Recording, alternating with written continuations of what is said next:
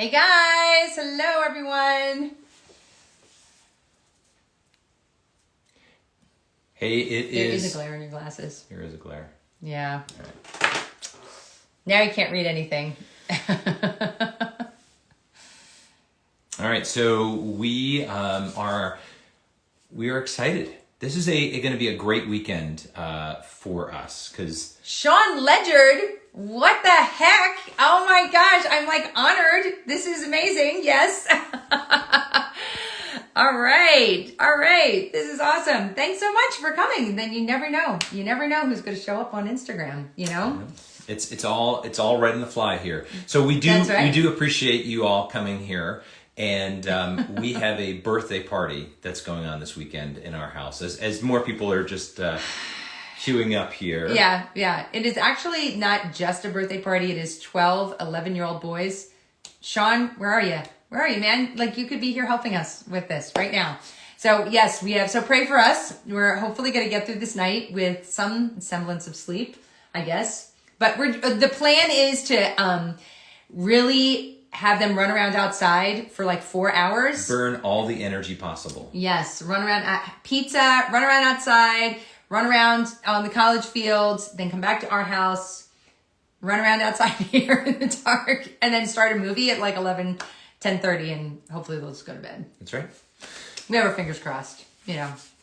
So. All right, well, we really appreciate you joining us for this. I guess this is our third time doing Instagram Live on Fridays in Lent. So this is our part of a larger program we're offering, Cana 90. And so if you haven't signed up for that, you are most welcome to do that. But this will be first a little brief reflection from us. Yeah. And then we'll go into some questions that have been emailed in. We really do appreciate all the questions that have been submitted. Yeah. Some there's more directly this week than ever, which is great. Yeah. So we will respond to those after our reflection. Right.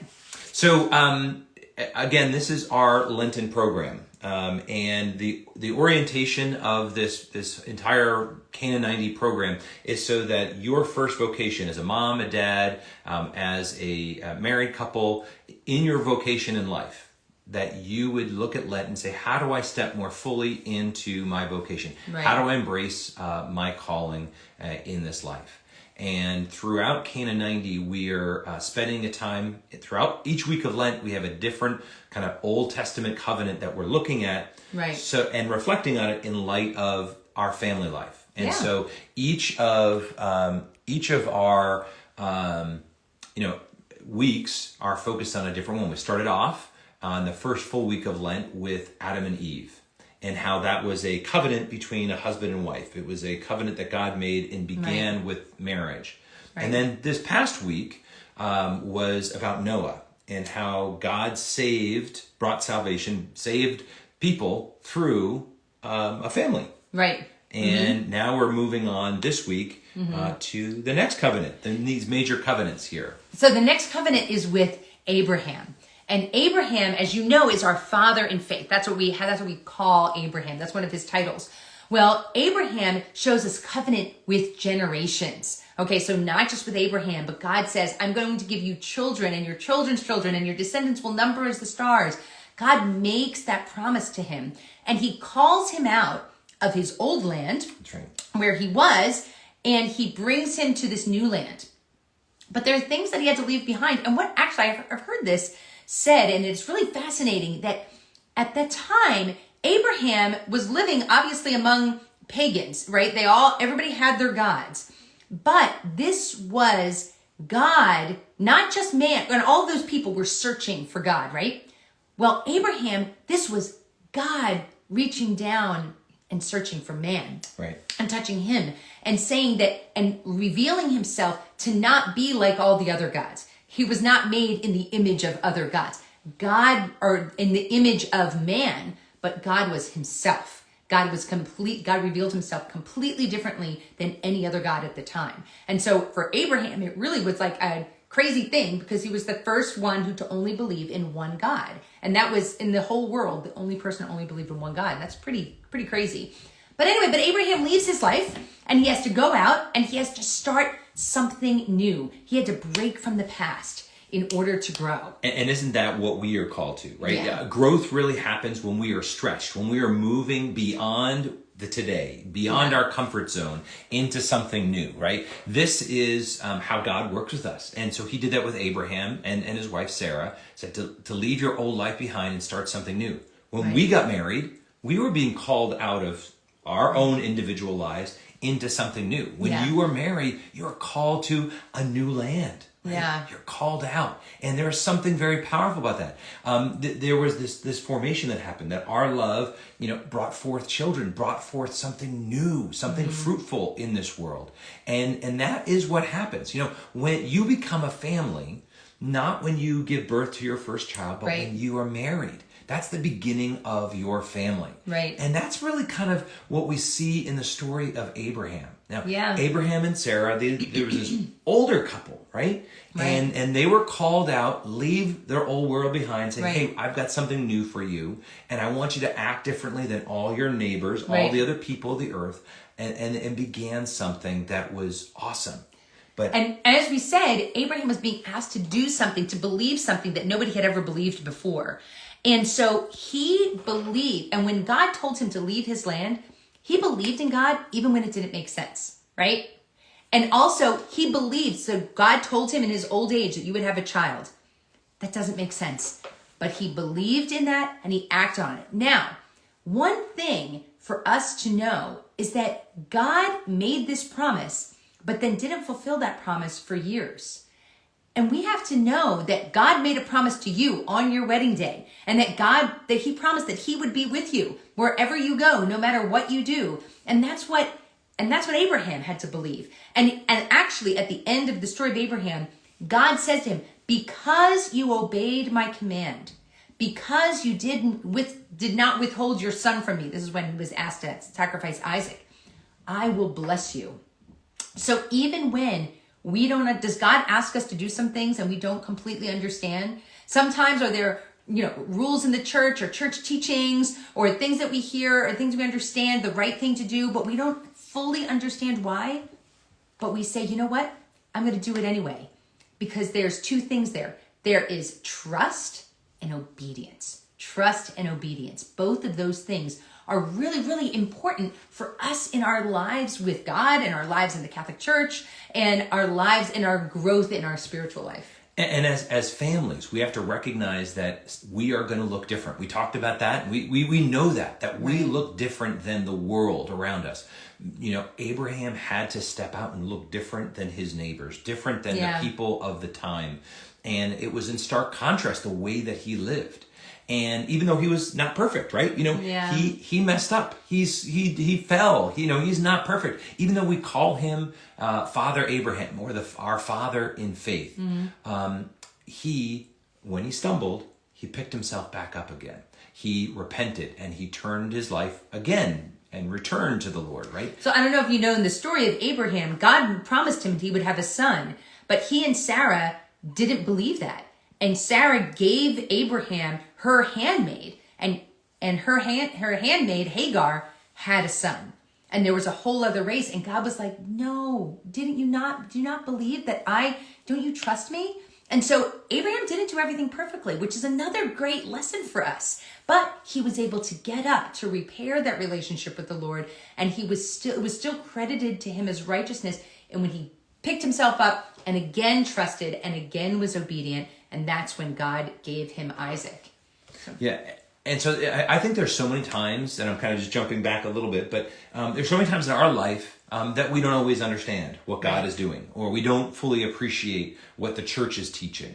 And Abraham's an example for us. When we already said this, but when God said, in your old age, I'll give you a child. Do we trust that God, is going to fulfill the promises of our the words that he tells us, right? And then when asked, will you bring me your son? He trusted that God would take care of this. He knew that God could either raise him from the dead or return his son in some way to him. He had trust that God knew what he was doing. do we have that kind of trust, for him? And are we obedient even when we don't fully understand? Right? Yeah. That's the challenge I think that we have in our modern world. We like things that are precise. Okay, on this day, God will do X for me, or this will make sense. Are we willing to step out and look a little foolish for God? And a lot of times, I don't feel like we want to be obedient if we don't understand. That's right. It's like, well, I don't really understand why we're doing this, so I'm not going to do it. And in things regarding to the faith. And I think that that's a real challenge again for us in this modern age to realize that, you know what, we need to trust. We need to trust God's word. We need to trust the church and her teaching, and we need to be obedient. And I think that that's difficult for us to do. But I think that is something that we need to do. And it's always, obedience seeking understanding. Because the reality is we always want to grow. But even if we don't understand why the church, again, one of the controversial topics, right, today, contraception or in vitro fertilization or all these other, life issues. Issues. Sometimes they're challenging, and we get that. We understand that there are challenges and sacrifices in being obedient to God. But that's the path of life. It's where true joy for us comes. And I guarantee you, following his promises are going to be so much more substantial than you following your own designs for God's marriage. You need to trust in God's promises. And even if and it's the great thing about being Catholic is that there's always places to go to get information, right? If you don't understand something, you can go to somebody who can explain it. And there's plenty of courses and books and things like that. So this week, in Lent, I really think this is where we need to go. We need to ask that deeper question. Abraham trusted in God and really invested more deeply in being obedient to God. So we want to pray and think about where are areas in our marriage, in our family, that maybe we're not in obedience to God. Yeah. Let's do some examination of our own conscience. But then let's also look and say, are there areas where we need to trust him more? Right. Do we believe that he has a calling for us? Do we believe he will answer our prayer? Maybe not the way we want it or in the time frame we want it, but do we have confidence in him? And so that's... And do you trust God with your finances? Do you trust God with your fertility? Do you trust God with your children's education? All of those things. All of those ways. And in a very simple way, I remember early in our marriage where we made a decision, I think we knew it intellectually that we wanted to tithe and give generously. But there were times when that was harder to do, when we weren't sure if we could pay all the bills and we were really skimping. And I'm like, wow, do we really do that? And we came back to the decision, no, we're going to do it. We'd rather live on less and make sure we're always tithing. We're always giving 10% away. And our fridge has never run dry, or whatever the right word is, right? We've never run out because it's being obedient, it's being generous, it's trusting, it's surrendering to the Lord. And it's always been a source of joy for us. So in this time of Lenten season, that's where where we need to just look for deeper obedience and trust for God. All right. Do you want to go to some questions? Yes. So you can great add questions. You can add questions as we go here, but we have some questions that we've got coming in right now. So we're happy to respond to new ones, but we've got a couple here that we're going to start off with. So. Yeah. So you want to start off with? You want to do the advice for... All right. So someone asked advice for confidently telling my non-Catholic boss that, yes, I am pregnant again. I would say... How about telling your father-in-law that you're pregnant again? This is a perennial problem. Yeah, it's not just bosses that can be challenging. Not just bosses. Right? It can be lots of people. But it is. I remember when I worked in Washington, D.C., and we had three or four kids at the time. And I remember when, I was excited. I was super excited about having another child.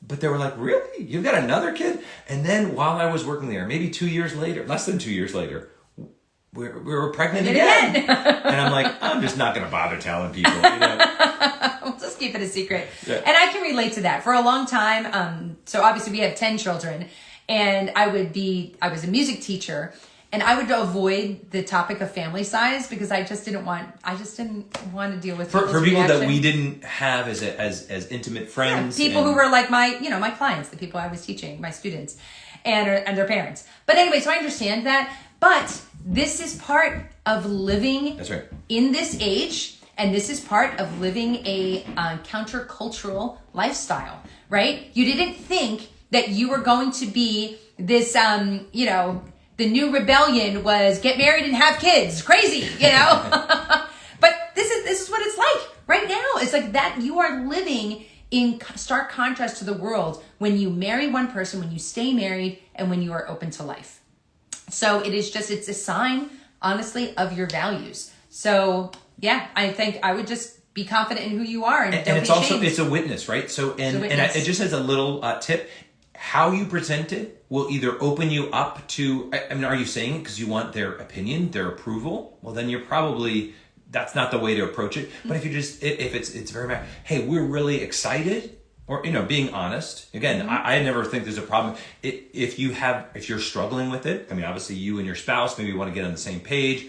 But if you're talking to your boss who is non-Catholic, who may not understand your values, then just say, we're really excited about this. Hey, I know or we know it's an extra burden for us, but we're really excited about it anyway. And we're, but both being honest as well as sharing this positive pro-life standpoint so that you're sharing the joy. And I think there can be a moment, even if you're a little uncomfortable, to really kind of bolster yourself, not for an attack, but for like, hey, I'm setting my expectation. Whoops, sorry. Just kicked the phone. Now it's all perfect. All right.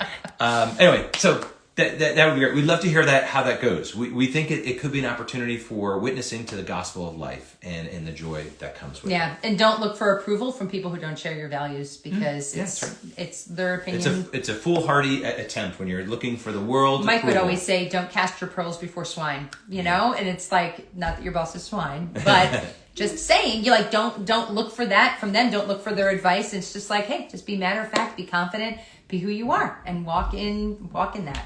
Okay, so another question about teenagers. How do you deal with a 17-year-old junior who wants to go to a different faith youth group because he finds ours boring and has not found friends? So I'm assuming this is a Catholic kid who's the Catholic youth group is not so great. The Protestant youth group is really rocking, and I want to go over there and do that. And I when I'm reading that, I'm like, yeah, I've been there, and I understand that. And full disclosure, both Mike and I are obviously practicing Catholics, attended youth Protestant Bible studies, vacation Bible schools. As little kids, we went to vacation Bible schools. Yeah. And we have actually sent our kids on occasion to Protestant Bible schools. However, a big caution and a big concern would be that you are fully invested in the faith formation for your kids, because you didn't agree on the day you baptized your child to simply raise them as generic Christians. You decided you want to raise them as dynamic, faithful Catholic disciples, right? And so that means more than going to church on Sunday. So applauding you on the desire to go to send your kids to youth groups. I think it's a great tool, right? I know a number of parents who have driven 30 minutes to get their kids to a really more dynamic Catholic, youth program. Every week, my parents would drive an hour to bring us to youth group, a Catholic youth group. And so there's first that consideration. The second, so it's feeding into that desire. So the fact that your 17-year-old is interested in going to a Christian youth group is a positive thing, right? Yeah. Good job, right?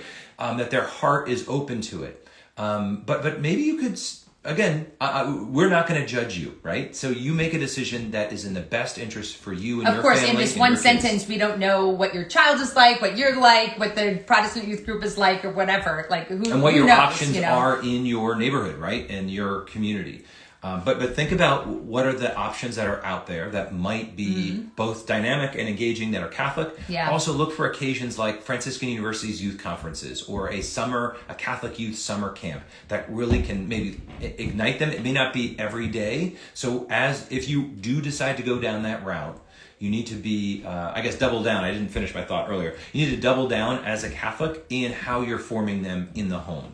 Right. And so if you go down that route, we haven't done as teens, we do think that there is a deeper level of commitment that your son and daughters really need. The teens really need to be surrounded by great Catholics as you're growing up, because we can't do this on our own. Some people say they do need it's more than just a family. We need a family of families, which is the Catholic Church. Yeah.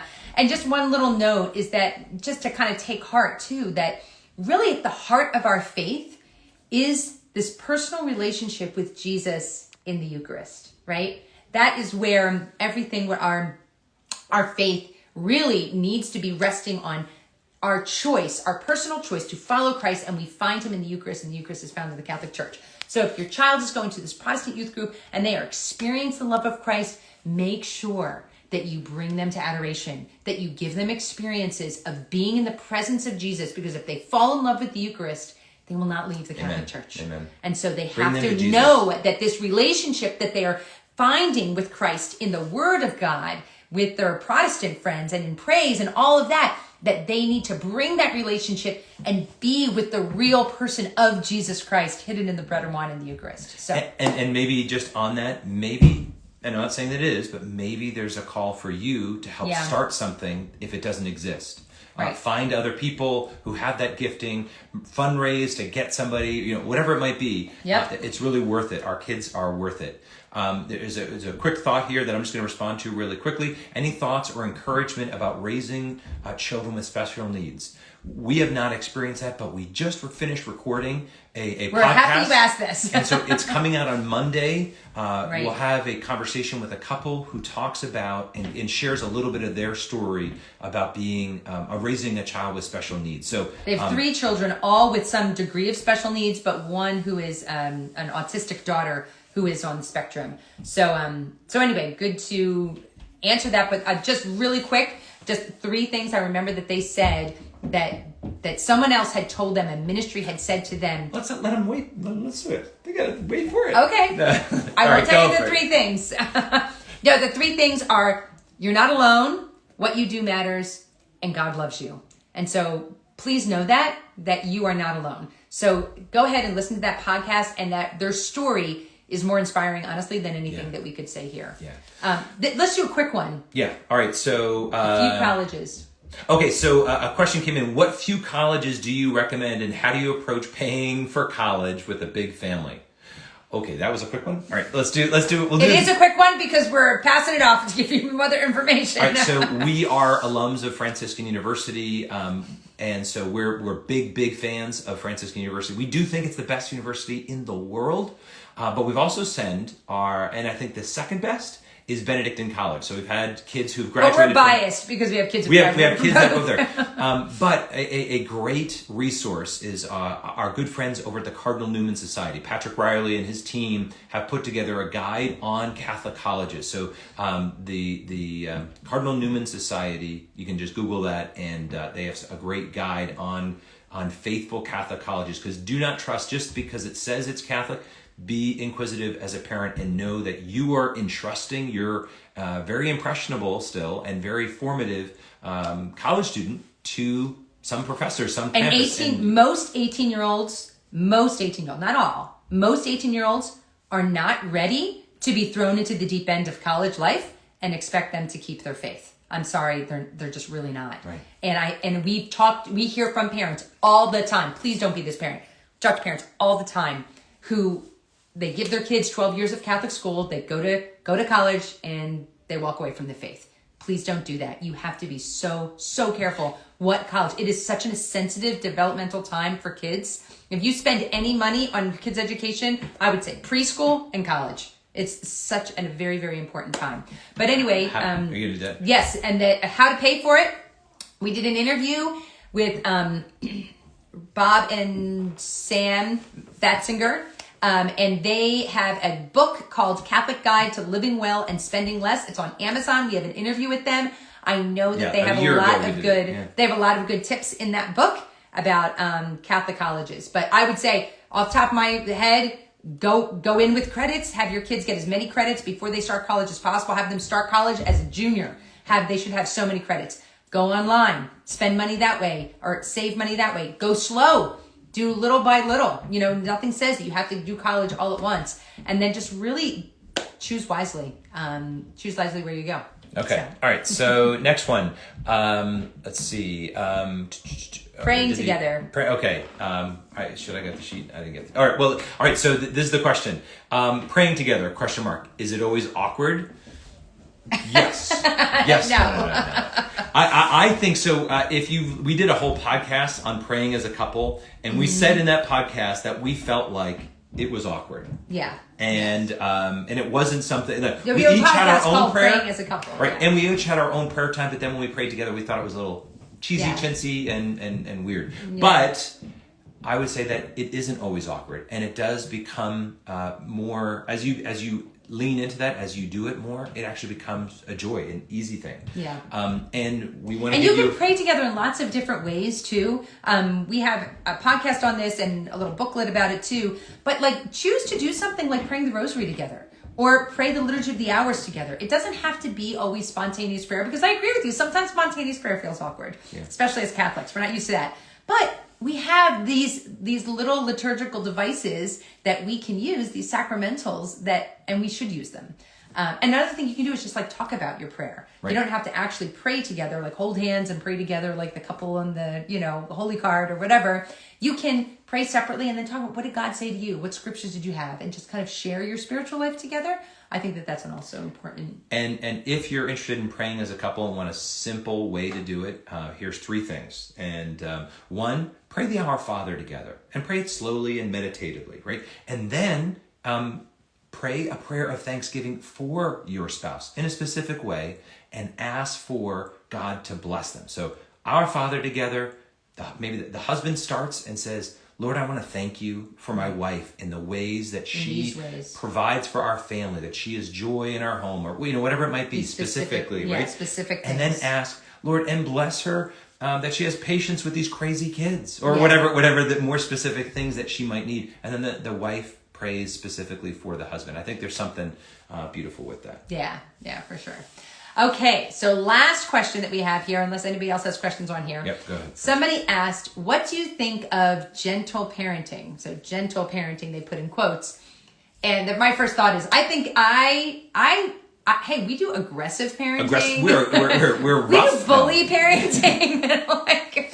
So actually, and I understand gentle parenting, for those of you who are not familiar, I think it's like a philosophy. It's a parent. I think that we would probably call it attachment parenting. That's probably how we put it in a box, and we may be wrong, and we are not experts in gentle parenting, right? So, no, not at all. But it's more of an attitude of kind of like a partnership with your child, and to help your child make choices, or to get them to make the choice to do something right for out of internal motivation, and not because of punishment and not because of consequences, but you want them to have that internal motivation, as opposed to, external consequences, punishments, or manipulations, or and so first, a lot of thoughts about this. So first, this is something we really strongly believe in, that you are the best parent for your kids. That the two of you, not one of you, the two of you have wisdom, and it will be challenging, and you've got to work through this. And yes, you should seek advice. But sometimes the books conflict with one another, causing stress and anxiety, and set up a false expectation that this is how to be a perfect parent. Mm-hmm. God gave you these kids for a reason. And the first thing you can do is, 1, get united with your spouse. Right. And 2, make sure your heart and mind is more aligned to loving your kids, to saying that discipline is a form of love. Again, gentle parenting, again, from our limited understanding, is about how to discipline in a gentle sort of way. How to form your child without using negative consequences. And my only the one thing I really want Yes. people to hear me when I say this is that if anybody says to you, gentle parenting or this other kind of parenting or this, this is the only way to form your child. This is the only way to discipline your child, or you will irrepressibly scar them for life. Right. If anybody says this is the Catholic way to be a parent, oh, you have to do this, you can't do this. No. Because what we have found, I just feel so strongly about this because I've seen so many mothers burdened by these expectations of how to be a parent when it doesn't comport either with their child or with their values or with their family. This is the thing, is that take in all the information, That's right. Read the books, but at the end of the day, you are the one that has to parent this child. And guess what? What works great for somebody else's family may not work for you. And what works for 2 of your kids or 3 of your kids may not work for your 4th kid or your 5th kid because they're all so different. So please take in things that we say, principles, read your gentle parenting book, read all of the other, strong-willed child or, the sleep training books, whatever, take it in. But at the end of the day, you are the one that will be standing before God about how did you form this child. Right. You are the one that has the consequence of that. So if gentle parenting works for you, awesome. Yes, do that. But if you're like, I don't understand it, I find it really frustrating, all it does is make my kid crazy, they have a really strong will, they're doing whatever they want. No, just let it go. Because the one thing that you have to realize is when children are really little, you need to control their environment. And controlling their environment sometimes is, what I mean by that is like holding their hand or saying no to them, or you have to having them sit down and eat food with you at the table. And that controlling that environment sometimes requires saying no to them because they don't have, a 3-year-old is not going to have the internal motivation to eat all their food because I know that this is good for me and this is what I should do. It's not going to happen. And I think that's a false expectation. If this is the critique that we would have of any parenting style, that they think that you can have an internal motivation when kids are so young. Yeah. Our design as parents, we're going to be, as Alicia said, we're going to be held accountable to how we help form our kids. We are not merely a guide. We're a mom and a dad. Right. We have authority and responsibility in our kids' lives. And so when they're young, pre-age of reason, you need to recognize that, one, they are not capable of sin, so the only sinner in the house is you, if that's your only child. And you need to work on yourself and how you parent, right. How you give of yourself. How you communicate to your children. But you create both an environment that they live under, that you want to set them up for right living, but that then you also create an expectation. These are the behaviors that are acceptable in our home. Right. And that's true when they're older, but early on, you are in some ways making sure that their behavior is proper, so later on they can have a deeper internal motivation, because there is a shift. You go from kind of looking at the expectation of mere behavior to a heart movement, right. And that foundation, we sometimes, and this is true in our life too, sometimes you have to do something first, right, before your heart follows along. Yes. And that's fine, because my emotion isn't always into saying, I know I need to do this. This is the loving thing. My heart's going to follow me when I make that decision. And what we're doing with young kids is creating the habit that they are doing that. And it creates this muscle memory, or moral muscle memory in a way, that then later is the foundation to really build the heart. Because if your child says, yes, mom, if they say, yes, mom, even if their heart doesn't want to say, yes, mom, it's still good for them to say, yes, mom, And so, may have messaged with gentle parenting. That is entirely true. That is absolutely true. We're not talking about gentle parenting, because I said we're talking about parenting. I'm talking about parenting in general, and not just the gentle parenting, because we by no means are experts on that at all. And hey, if that works for them, I'm not saying that you shouldn't do that. You should do that. But I do think that if we're talking about, because this isn't just gentle parenting, but anything, that the habits that our children form are very, very important. And that one thing that I see happen sometimes is parents focus too early on having kids want to do the right thing when they're maybe 5 or 6, and then parents get frustrated and maybe kind of like switch over. Whereas when they're 5 or 6, they should be learning those habits. But can you start forming their hearts? Yes, but that's later. So don't get frustrated, because I do want my 13-year-old to have a desire to do the right thing, have that internal motivation. That's right. Do the right thing even when I'm not looking. Do the right thing when nobody is around. Absolutely. Absolutely.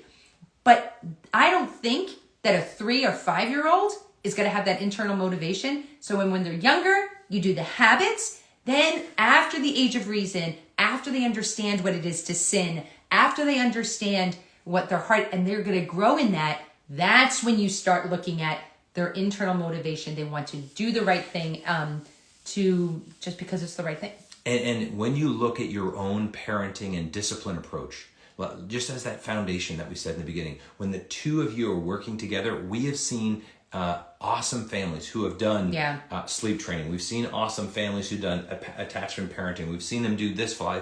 There are many different styles. It's who you are as both individuals and how united you are in that, and that it's all coming from a place of love. That our goal is to raise our kids up in a godly manner, in the Catholic faith, right, but also in a moral framework for the universe. This is an awesome joy. Yeah. This is a beauty that we get to do. Yeah, and there's many, many different ways to do it, because we've seen lots of really super successful families to do that.